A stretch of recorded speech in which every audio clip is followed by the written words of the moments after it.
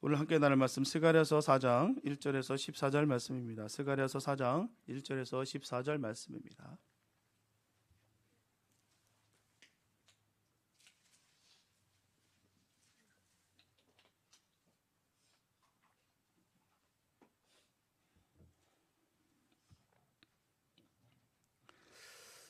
스가랴서 4장 1절에서 14절 말씀입니다. 준맥히 한 말씀 우리 한 목소리 함께 합독하시겠습니다. 시작. 내게 말하던 천사가 다시 와서 나를 깨우니 마치 자는 사람이 잠에서 깨어난 것 같더라. 그가 내게 묻되 네가 무엇을 보느냐? 내가 대답하되 내가 보니 순금 등잔대가 있는데 그 위에는 기름 그릇이 있고 또 그 기름 그릇 위에 7 등잔이 있으며 그 기름 그릇 위에 있는 등잔을 위하여서 7 관이 있고 그 등잔대 곁에 2 감람나무가 있는데 하나는 그 기름 그릇 오른쪽에 있고 하나는 그 왼쪽에 있나이다 하고 내게 말하는 천사에게 물어 이르되 내 주여 이것들이 무엇이니까 하니 내게 말하는 천사가 대답하여 이르되 네가 이것들이 무엇인지 알지 못하느냐 하므로 내가 대답하되 내 주여 내가 알지 못하나이다 하니 그가 내게 대답하여 이르되 여호와께서 스룹바벨에게 하신 말씀이 이러하니라. 만군의 여호와께서 말씀하시되 이는 힘으로 되지 아니하며 능력으로 되지 아니하고 오직 나의 영으로 되느니라. 큰 산아 네가 무엇이냐? 네가 스룹바벨 앞에서 평지가 되리라. 그가 머릿돌을 내놓을 때에 무리가 외치기를 은총이 그에게 있을지어다 하리라 하셨고 여호와의 말씀이 또 내게 임하여 이르시되 스룹바벨의 손이 이 성전의 기초를 놓았은즉 그의 손이 또한 그 일을 마치리라 하셨나니 만군의 여호와께서 나를 너에게 보내신 줄을 내가 알리라 하셨으니라. 작은 일의 날이라도 멸시하는 자가 누구냐? 사람들이 스룹바벨의 손에 다림줄이 있음을 보고 기뻐하리라. 이 7은 온 세상에 두루 다니는 여호와의 눈이라 하니라. 내가 그에게 물어 이르되 등잔대 좌우에 2 감람나무는 무슨 뜻이니까 하고 다시 그에게 물어 이르되 금 기름을 흘리는 2 금관 옆에 있는 이 감람나무 2가지는 무슨 뜻이니까 하니 그가 내게 대답하여 이르되 네가 이것이 무엇인지 알지 못하느냐 하는지라. 내가 대답하되 내 주여 알지 못하나이다 하니 이르되 이는 기름 부음 받은 자 둘이니 온 세상의 주 앞에 서 있는 자니라 하더라. 아멘. 어느 시리게 수리공에게 한 사람이 아주 오래된 괴종 시계를 가져왔다고 합니다. 이 시계는 탭을 아무리 감아도 10분이 지나면 그냥 멈춰 섭니다 라는 것이죠. 수리공이 시계를 뜯어보니까 태엽의 문제가 아니었습니다. 시계 내부에 토미바퀴 사이에 아주 작은 모래알 하나가 끼어 있어서 동력이 전달되지 않고 막고 있었던 것입니다.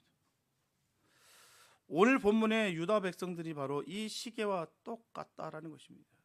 바벨론 포로에서 돌아와서 성전 재건이라고 하는 이 위대한 사명을 받았지만 실상 사마리아 사람들의 방해와 그 경제적 궁핍으로 인해서 막아섰다는 것이죠. 그 어려움이라고 하는 이 모래알이 그들의 삶이 딱 끼어들었어요. 결국 성전지대만 딱 놓아진 채 16년이라는 긴 세월 동안 공사가 딱 중단됐습니다. 그들은 절망했고요, 무기력해졌습니다. 너무나 큰 기대감을 갖고 포로 생활에서 포로에 해방돼서 조국 땅에 들어왔건만 이제 하나님께서 개입하시고 이제는 원된 그 꿈을 펼칠 수 있도록 주님께서 허락하신 줄 알았는데 이게 딱 막혀버린 거예요. 우리의 힘으로는 안 된다면서 주저앉았을 때 하나님은 스가랴 선지자를 깨워서 환상을 보여주십니다. 그리고 오늘 우리에게도 말씀하세요. 너의 태엽을 감으려 애쓰지 말고 나의 동력을 신뢰하라. 이처럼 인간과 만물의 역사는 저절로 움직이는 것이 아닙니다. 바로 하나님의 섭리에서 이루어지는 거예요. 하나님의 나라의 모든 일은 인간들이 모아놓은 재력이나 쌓아올린 그 세력 권세에 의해서, 권력에 의해서 되는 것이 결코 아닙니다. 그것은 오직 하나님의 힘, 하나님의 신에 의해서만 되는 거예요. 이것을 믿는 것이 진정한 믿음일 줄 믿습니다. 하나님께서 개입하시면 되게 됐다는 것이죠. 이게 원리예요. 이게 믿는 우리에 있어서 가장 의지할 원리입니다. 본문은 이를 우리에게 교훈하고 있죠. 세상에는 많은 대적자들이 있어서 천국 건설로 나아가는 우리들의 앞길을 가로막습니다. 그러나 스가랴 선지자를 통해서 본문에서 분명히 보여주고 계시듯이 그것이 아무리 큰 산이 될지라도 우리를 가로막더라도 하나님께서 함께 하시면 그것은 아무것도 아니라는 거예요. 모든 문제는요 우리에게 있습니다. 우리에게 있는 것이지 주님은 문제가 되지 않습니다. 우리가 이걸 잊을 때가 얼마나 많은지 몰라요. 왜요? 흐름이 대세가 그러니까 우리의 마음이 쏠리게 되어 있습니다. 사람들이 다 그렇게 보편적 가치로 이렇게 그 잣대로 우리를 측량하다 보니까 우리 스스로도 그렇게 변해가는 거예요. 그러다 보니까 하나님만 보이지 않고 우리의 문제만 보입니다. 우리 자신만 보이는 거예요. 우리 신만 보이는 거예요. 그러니 좌절하고 포기하고 넘어지는 것이죠. 주님은 능치 못함이 없습니다. 그 좋으신 하나님, 전지전능하신 그 하나님을 꼭 믿으시기 바랍니다. 그러므로 그 속에서 하나님의 섭리를 발견하는 것은 너무너무 중요하다는 거예요. 주의 백성들은 하나님의 섭리를 깨달았을 때 비로소 자기가 취해야 될 행동을 결정할 수 있는 것이고요. 바로 그 임무를 수행할 수 있다라는 것입니다.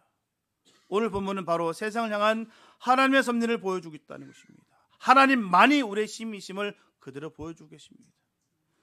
그리고 우리에게 순종할 것을 요구하고 있어요. 오늘은 우리의 힘을 뺨으로 말미암아 주님의 크신 역사와 은혜를 발견하는 복 있는 은혜 시간 되시기를 예수의 이름으로 축복합니다. 첫째, 하나님이 역사하시는 방법을 알아야 됩니다. 스가랴가 본 다섯 번째 환상은 순금 등잔 때였어요. 순금 등잔 때. 이것은 성소 안에 있던 등잔대와 비슷하지만 결정적인 차이가 있어요. 등잔대 꼭대기에 기름 그릇이 있고요. 그 그릇에 두 감람나무로부터 금관을 통해 기름이 직접 끊임없이 공급되고 있었다는 거예요. 성막의 등잔대는요, 제사장이 매일매일 아침 저녁으로 그 기름을 채워야만 했습니다.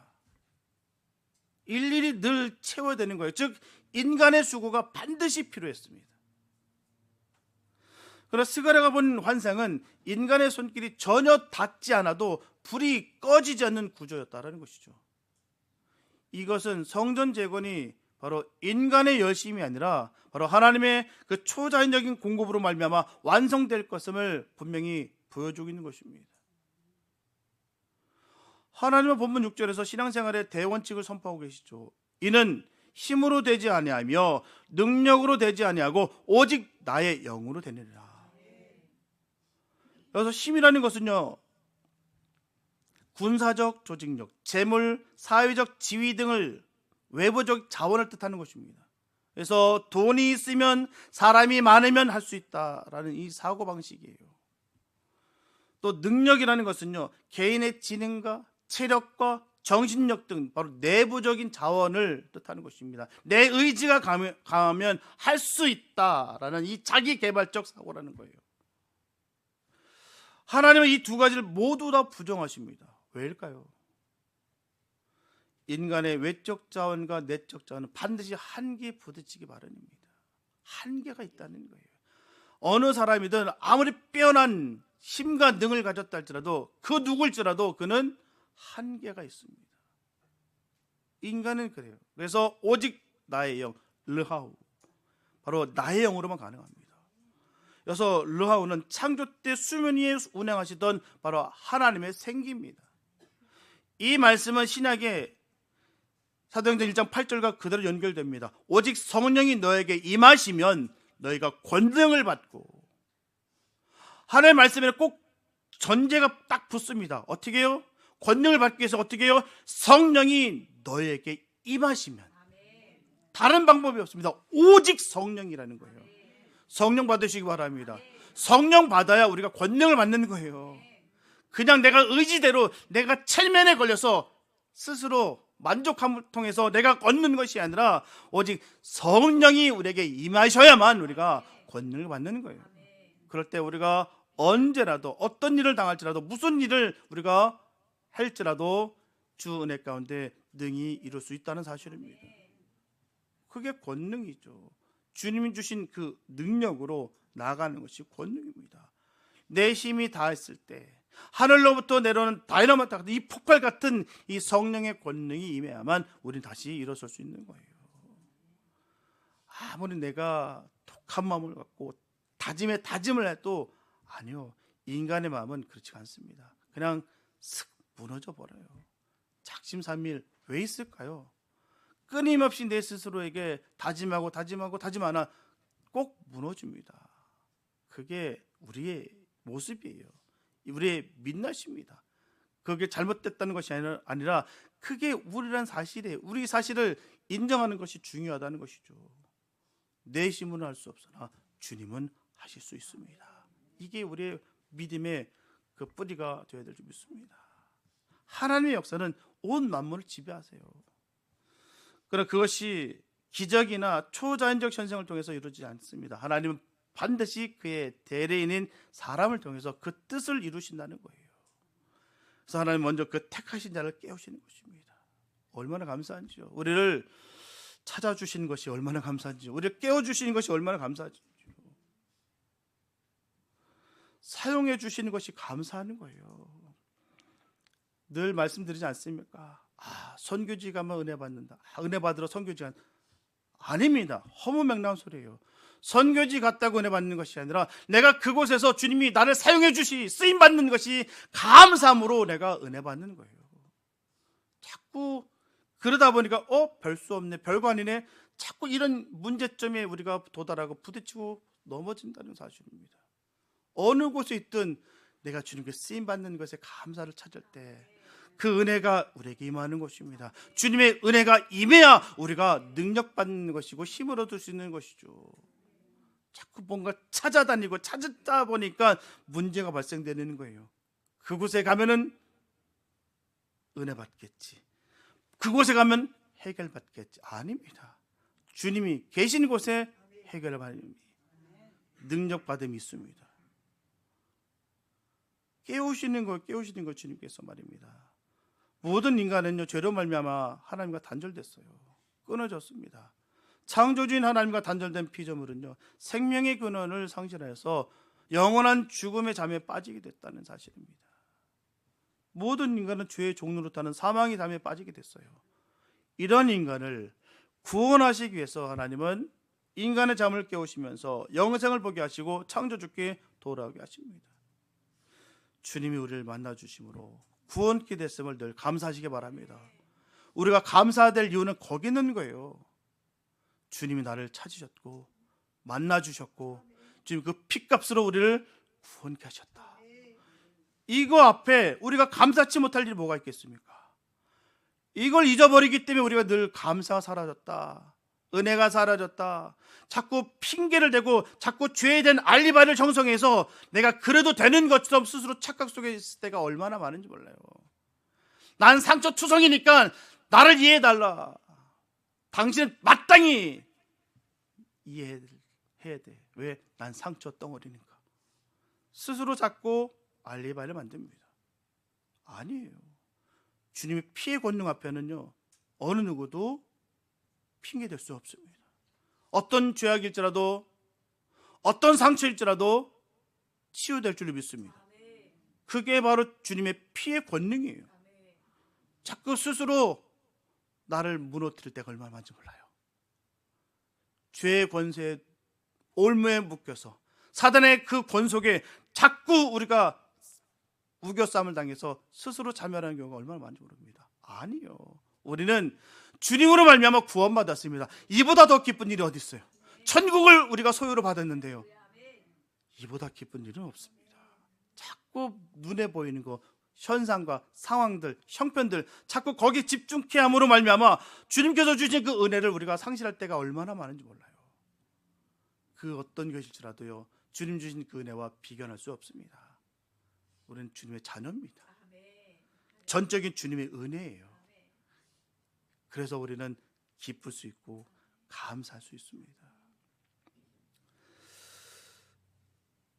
분명 주님은 한 영혼을 천하보다 귀하게 여기십니다. 그 한 영혼을 천하보다 귀하게 여기시는 그 하나님의 섭리는 자연히 세상을 향하고 있죠. 그럼 오늘날 교회 사명은요, 천하보다 귀한 생명을 구원함에 있습니다. 하나님께 있어서 인간의 생명은 모두 다 귀하다는 거예요.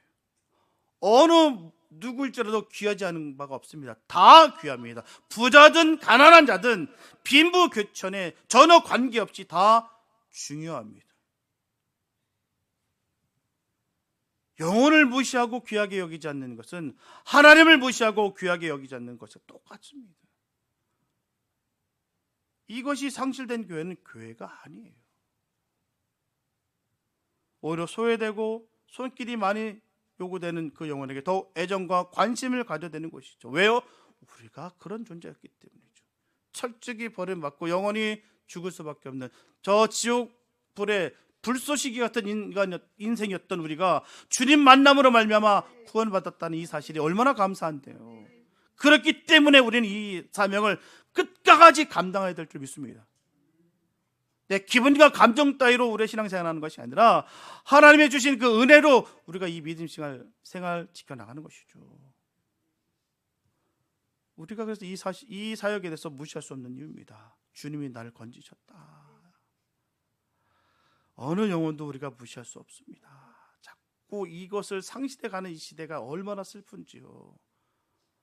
세상의 명예가 높고 세상에 권세가 있고 세상에서 유명세를 타는 사람들은 더 VIP 대접을 받고, 그렇지 않은 정말 작은 영혼들, 세상 속에서 세상 척도로 재볼 때 그렇게 유명치 않은 그 영혼들은 소홀히 여긴다는 그건 교회가 아닙니다. 그건 또한 주님은 그곳에 계시지 않습니다. 전 그렇게 믿고 있습니다.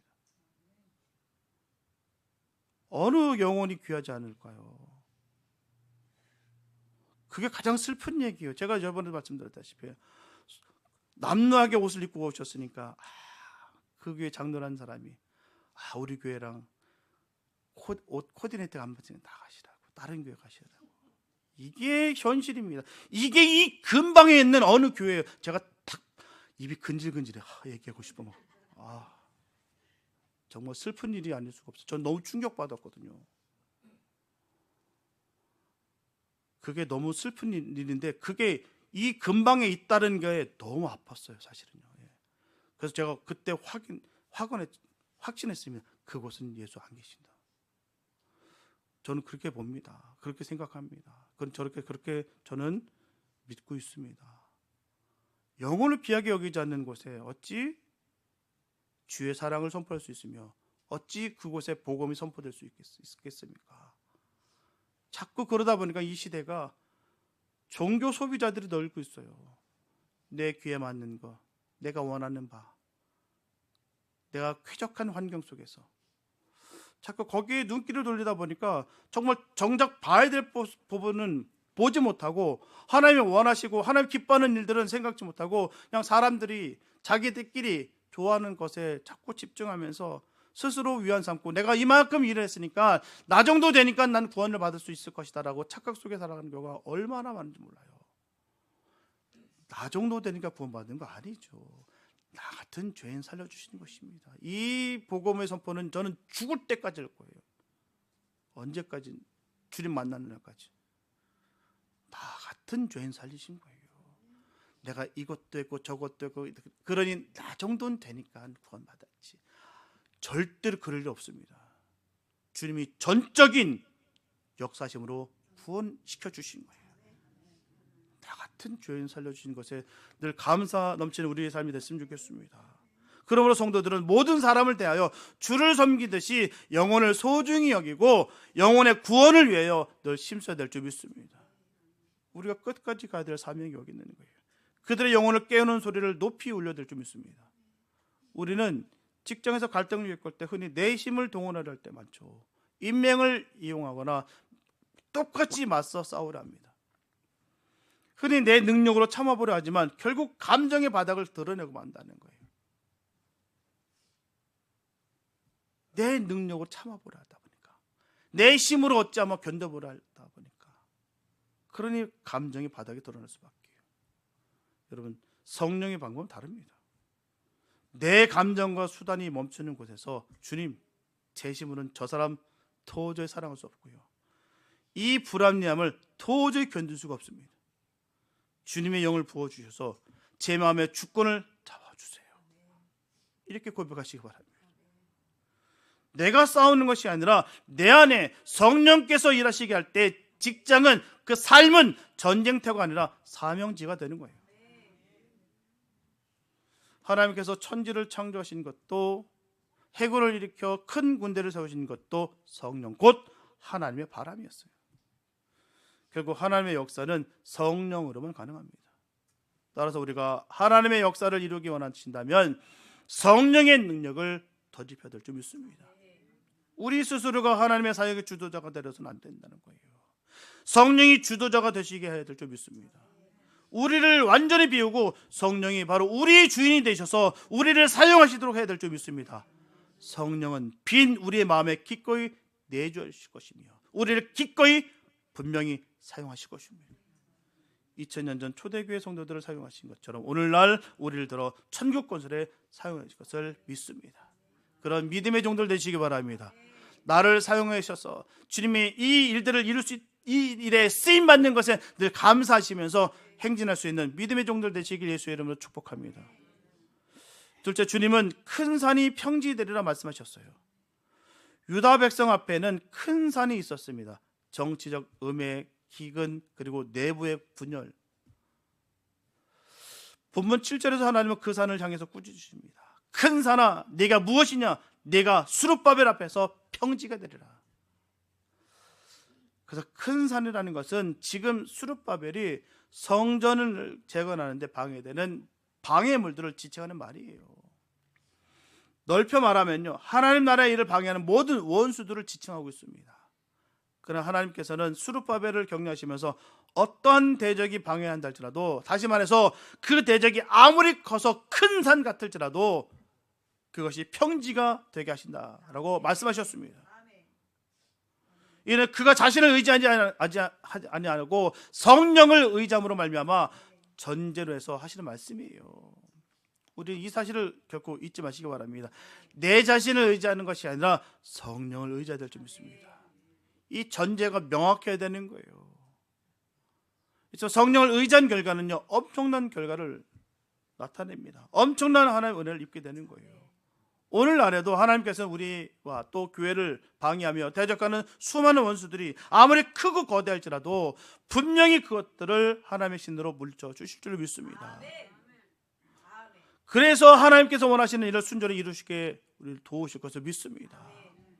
우리의 일을 위해서, 사사로운 우리의 감정을 세우기 위해서 그런 것이 아니라 오직 주님의 영광을 위해서 늘 점검하시기 바랍니다. 내가 하는 일 가운데 정말 나의 이름을 높이는 것인지 아니면 주님의 이름을 높이는 건지, 주의 영광을 높이는 것인지 늘 점검하시면서 우리의 주님 일들 감당했으면 좋겠습니다. 주객이 전도됐다고 얼마나 많은지 몰라요. 주님의 이름은 상관없고 나의 이름, 남이 몰라주면 어떨까, 나를 인정해 주지 않으면 어떨까, 이런 두려움 속에 사시 마시고 나는 철저히 갈아주시고 오직 예수의 이름만 높여달라고 늘 기도하시면서 나아갈 수 있기를 바랍니다. 분명히 주님께서 도와주실 거예요. 그래서 수룹바벨에게 임한 기한 이적을 무리들이 지켜보고 나서 은총이 그에게 있을지어다라고 환호하게 하신 것처럼 모든 무리들로 성령을 의지하는 자에게는 결코 실패나 좌절이 없고요, 오직 하나님의 은혜는 그 도움에 의해서 성취와 성공만 있음을 깨닫게 하실 것입니다. 그러므로 수룹바벨의 역경 가운데서 좌절치 않고 끝까지 희망을 가지고 성전 재건 사역을 성실히 이행했던 것처럼 성도들도 하나님 나라 건설 사역을 소망을 품고 가지시고 꾸준히 추진해 나가야 될 줄 믿습니다. 끝까지 우리는 이 길을 포기할 수가 없어요. 지속적으로 이 일을 우리는 뚝심 있게 뚜벅뚜벅 걸어가야 될 줄 믿습니다. 수많은 미혹과 수많은 원수 마귀의 그런 어려움 가운데서도, 그 조롱과 손가락질 속에서도 우리가 묵묵히 나아가야 될 줄 믿습니다. 주님의 일이라는 건 그런 건 일이겠죠. 주님의 그 일들은 그렇게 나아가는 거예요. 내가 주님의 일을 하는 가운데 아무런 방해가 없고 아무런 핍박이 없고 아무런 어려움이 없다고 한다면 한번 점검해 보시기 바랍니다. 정말 내가 주님의 일을 하고 있는가? 주님의 일을 하게 되면 반드시 내 삶 가운데 산발락과 도변이 있습니다. 내가 애쓰고 최선을 다하는데도 불구하고 조롱하고 손가락질하면서 야, 여호가 밟아도 그 성벽 무너지겠다 라고 하는 그런 수많은 그런 비아람과 음해와 수많은 고난과 고통이 있게 마련입니다. 왜요? 사단은 가만두지 않아요. 그렇게 인심이 넉넉하고 훈훈한 그런 존재가 아닙니다. 사단은 끝까지 우리를 넘어뜨리려 합니다. 끝까지 우리를 공격하고 물어뜯습니다. 언제까지요? 포기할 때까지. 우리가 주님 배신할 때까지 사단은 끝까지 공격합니다. 내가 좀 힘드니까 좀 봐주겠지. 그럴 일 없습니다. 더 몰아붙입니다. 내 급소를 물어뜯습니다. 죽을 때까지. 우리 영혼이 죽을 때까지. 우리는 그래서 소망을 버릴 수 없어요. 붙잡고 가는 거예요. 끝까지 주님 그 사랑을 붙잡고 의지하며 나아가야 되는 것입니다. 성령님께서 이 일의 주도자 되시고 책임자시라는 생각을 우리에게 큰 힘이 될 줄 믿습니다. 자꾸 내가 책임지고 내가 하다 보니까 무너지는 거 아니요. 주님께서 주인 되시고요. 주님께서 이루십니다. 그래서 우리는 그냥 가볍게 기쁘게 감사하면서 나가는 거예요. 왜요? 주님이 책임지실 것이니까. 오늘 우리 앞에 큰 산이 무엇일까요? 불투명한 미래일까요? AI 기술로 인해서 우리 일자리의 위협 혹은 깨어진 이 가족 관계들, 수많은 물질적인 고난과 고통들, 그런 것들일까요? 19세기 선교사 허드슨 테일러는요, 중국 선교라고는 이 거대한 산 앞에 섰을 때 이렇게 고백합니다. 하나님의 방법으로 하나님의 일을 하는 사람들에게는 하나님의 공급이 결코 끊어지지 않는다. 그의 고백이 우리의 고백 되시기 바랍니다. 하나님의 공급이 결코 끊어지지 않습니다. 산이 평지가 되는 것은 산이 깎여서가 아니에요. 하나님이 그 산 위에서 길을 내시거나 산을 옮기시기 때문입니다. 그 좋으신 하나님, 그 능력의 하나님을 믿으시기 바랍니다. 자꾸 내 자신을 믿게 될 때 의존할 때가 많아요. 힘없는 방백들을 찾아다닐 때가 얼마나 많은지 모릅니다. 아무 소용없습니다. 주님 앞에 무릎 꿇으시기 바랍니다. 주님이 개입하시면 되게 되어 있습니다. 역사하시면 됩니다. 주권이 하나님께 있음을 믿을 때 산은 더 이상 장애물이 아니에요. 오늘 이 자리에 육체 질병이라든 이 거대한 산 앞에 계신 분 계십니까?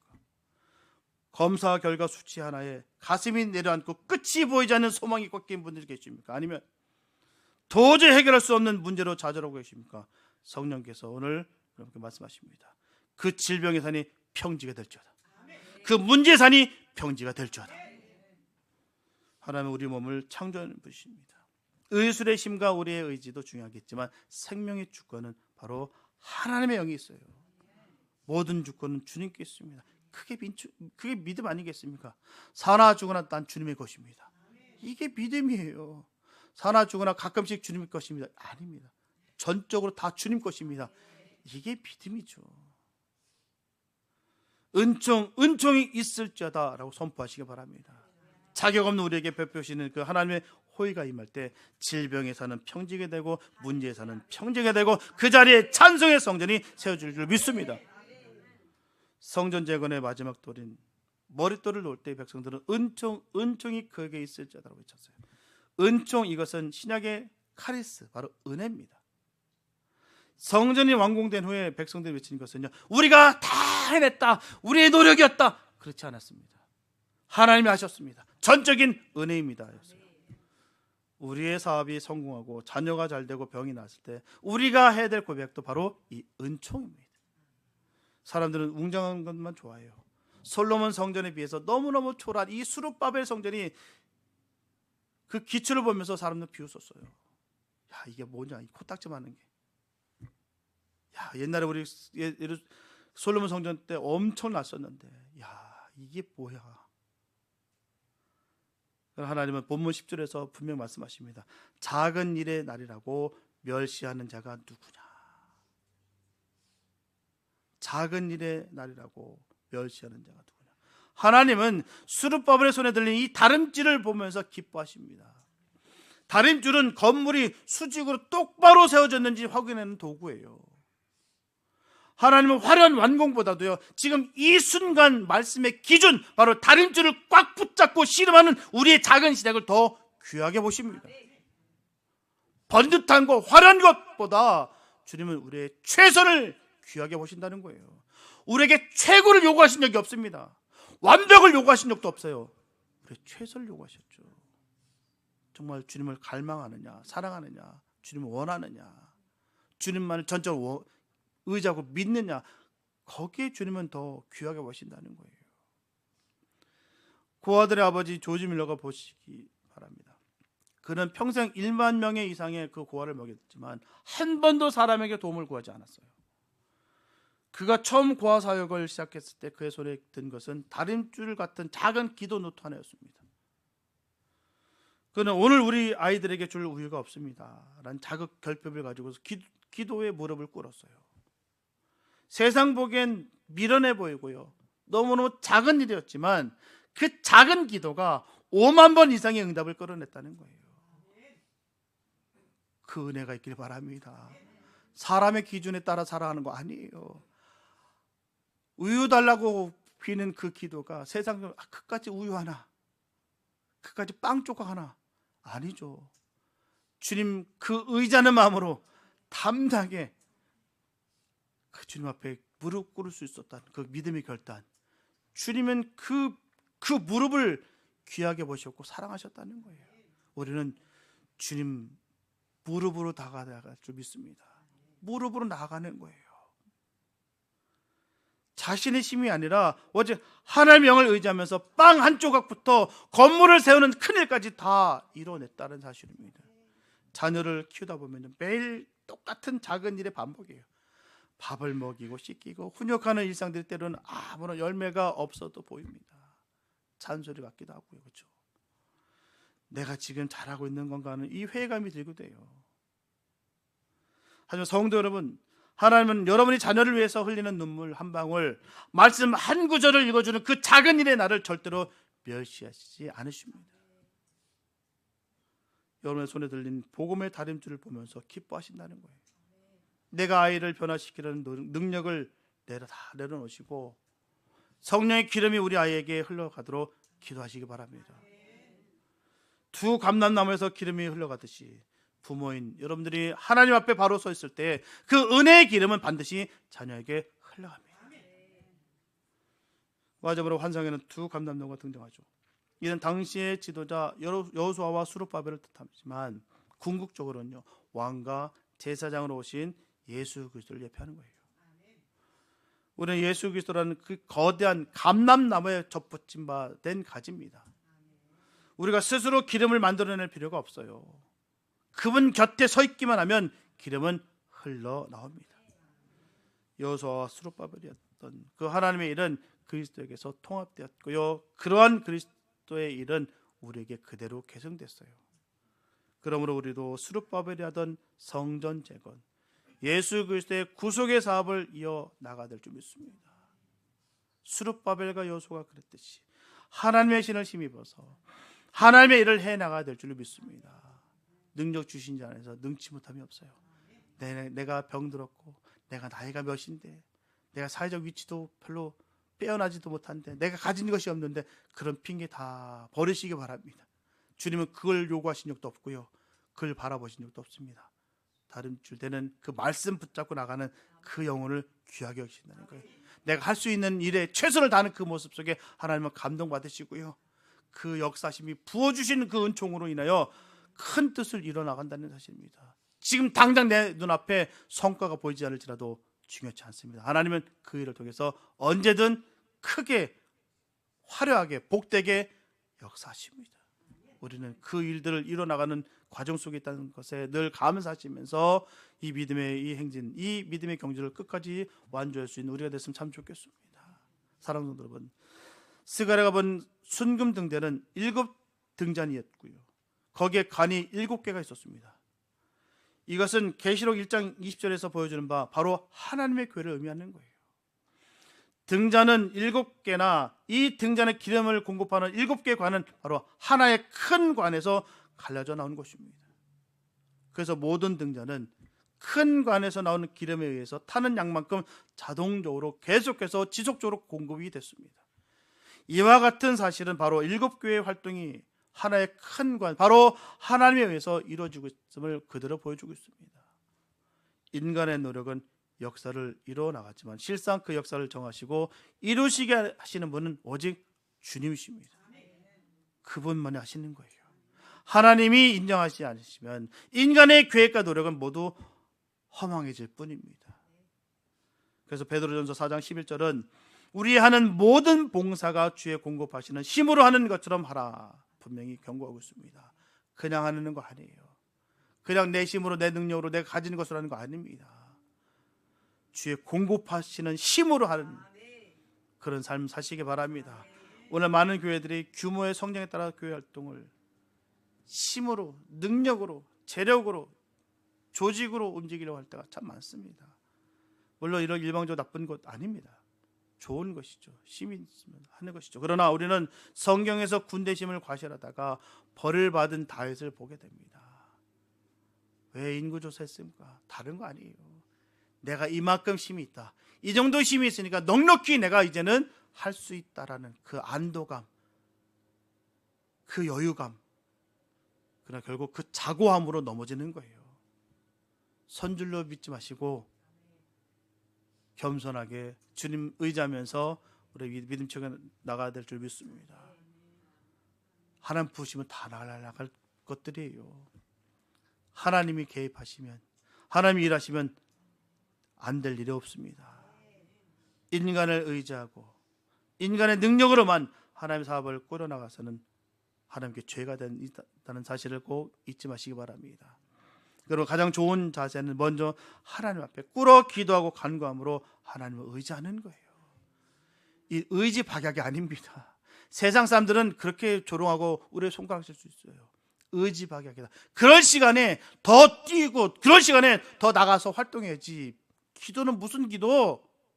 라고 할 것입니다. 이게 윤리적 도덕적인 가치관은 그 말이 맞아요. 그러나 우리는 절대 그렇지 않습니다. 주님 앞에 무릎 꿇고 기도하는 거예요. 그 시간이 버려지는 시간이 아닙니다. 그 시간이 우리에게 능력의 은혜의 시간일 줄 믿습니다. 주님을 의지하는 것만큼 귀한 것도 없어요. 그래서 모든 일에 하나님을 앞서게 하시고요, 모든 영광이 그에게 돌아가도록 하시기 바랍니다. 오늘 여러분 손에 무엇이 들려 있습니까? 내 한계가 명확한 힘과 능력을 의지하면서 한숨 짓고 계시지 않습니까? 나의 한계를 인정하시기 바랍니다. 주님, 저는 할 수 없습니다. 이 고백이 바로 성령의 역사가 시작되는 출발점이에요. 믿음으로 선포하시기 바랍니다. 여러분 앞에 큰 산을 향해서 성령으로 평지가 될지어다, 은총이 있을지어다 외치시기 바랍니다.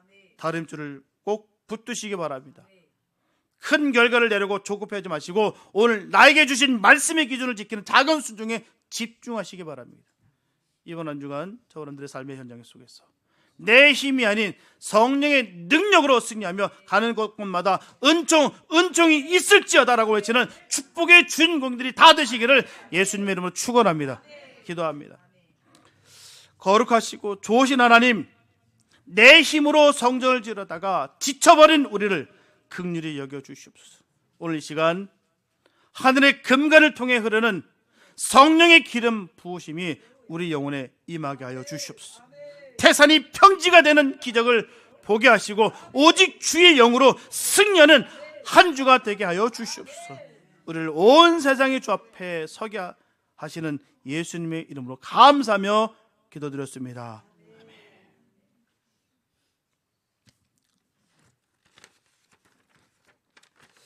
교회 소식 전합니다.